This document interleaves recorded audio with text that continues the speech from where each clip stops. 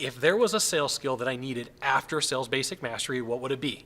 I'm Scott Sylvan Bell. It's October 29th, 2017, 8:06 at night here in Orlando, Florida. Perfect day to talk about sales, and a perfect day to talk about increasing your sales skills. And I see this happen a lot where salespeople, they've mastered some of the basics in sales and they want to get better and they want to take their closing rate higher. Well, the next step is learning that objections are not always objections. Learning that, you can laugh in the face of danger. Learning that you can overcome what usually are questions from the buyer or usually just stalls from the buyer, and know that it's not really that big of a deal.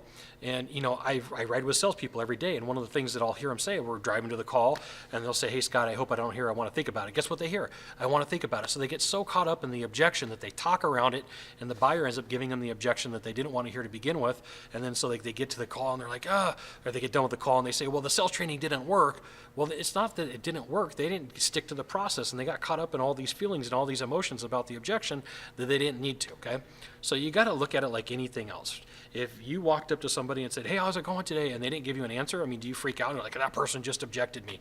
They gave me all sorts of rejection." No, you're like, "Hey, whatever it was, maybe they didn't hear me, maybe whatever's going on, it's not really that big of a deal."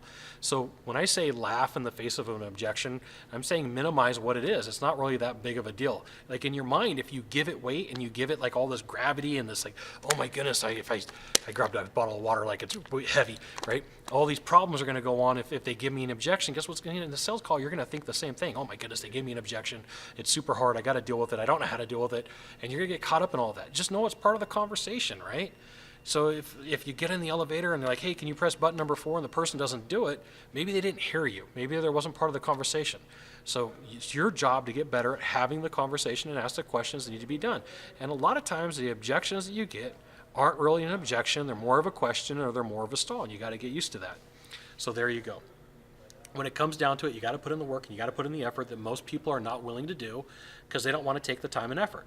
So learn how to deal with objections and learn that they're not really that big of a deal. It's not really that tough of a conversation. And once you get past one and you do it again, you do it again, and you do it again, it just becomes normal. It's not really that big of a deal.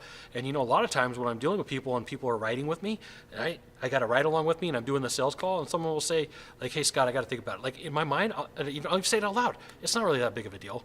Right? And I've had people go, "What do you mean it's not really that big of a deal? I really want to think about it," okay? And then I just overcome whatever the objection is. So sometimes you just got to remind yourself it's not that big of a deal, okay? Now, if you could do a small favor for me in the box down below, leave a comment, question, or story, that'd be fantastic. To the right or to the left, there's a subscribe button. You know what you got to do. You got to subscribe. And then last off, you can send it out to all your friends via StumbleUpon, Facebook, Twitter, Google+. Why not even LinkedIn? Scott Sylvan Bell. We'll see you soon. Thanks for watching. Aloha.